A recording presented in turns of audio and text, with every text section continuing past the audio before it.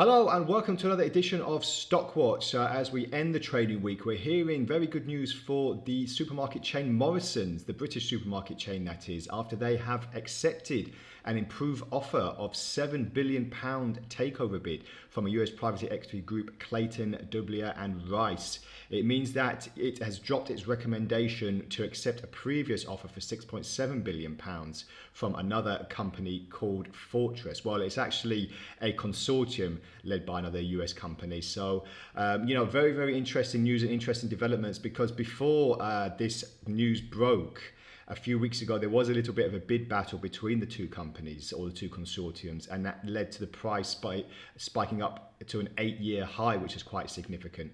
And there was very, very big gaps in the market, which we will check out in a second. But, as we are looking at it, in July, Morrisons did turn down a £5.5 billion offer from this company, CD&R, Clayton, Dubilier and Rice. So the chairman, Andrew Higginson, said the offer represents good market value for shareholders and for all stakeholders alike. So we'll see if we can have any further progression in Morrisons shares, which we'll take a look at shortly. Another British supermarket chain I just want to hint on today is TSCO, after its website and application crashed yesterday, which left shoppers out of pocket because they could not order their goods and groceries, and obviously this did not go down too well with a lot of investors as well. And it was down for quite a few hours. And it's not the first time that's actually happened, so we'll see if that's got any implementation on the stock as well. So just looking at Morrisons first of all today, like I said, at an 8-year high previously before the news yesterday, and we saw this sharp accentuation in prices to push higher and higher. I'll just zoom in for a better scenario. Now, I usually have the Ichimoku cloud on the chart for entry and exit prices, but I just wanted to leave it today because I'm just mainly looking at this bearish divergence that seems to be in play now. So what I'll be just checking here is prices to kind of lose a little bit of momentum at the moment after the big resurgence of prices in the last, well, let's just check it from the beginning of June here. We had very choppy action, and then we had this bounce when the bid takeover was in effect, and then we had a bit of a battle, and now we're expecting stock prices possibly to jump a little bit higher, but we could see prices start waning slightly, and if they do, then we'll be looking to fill these gaps here. I don't believe it's going to go as far down as probably these gaps, but interestingly enough, this smaller gap here is where I will be checking to see if prices do start waning, so roughly about the 260 zone.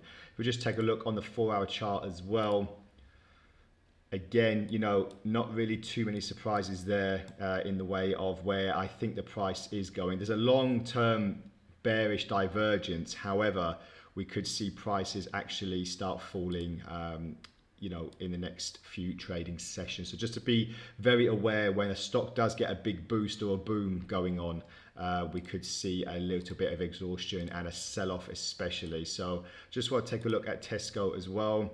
TSCO not really on the radar so much. I just wanted to see what the general consensus is, and this is on a daily chart. We're just looking at this choppy notion at the moment, not really going in any much direction. Just waiting to see if this next pull to the upside is going to hit these recent peaks that we've seen in previous sessions, roughly about the 250 area.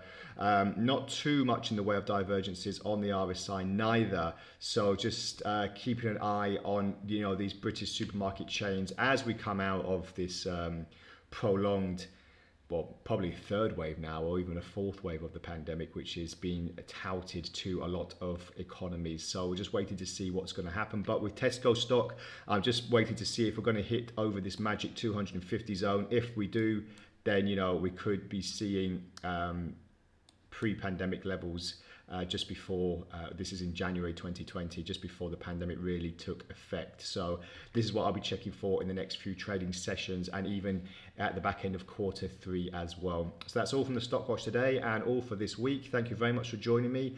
As usual, this video will be posted on YouTube, our YouTube channel on orbex.com.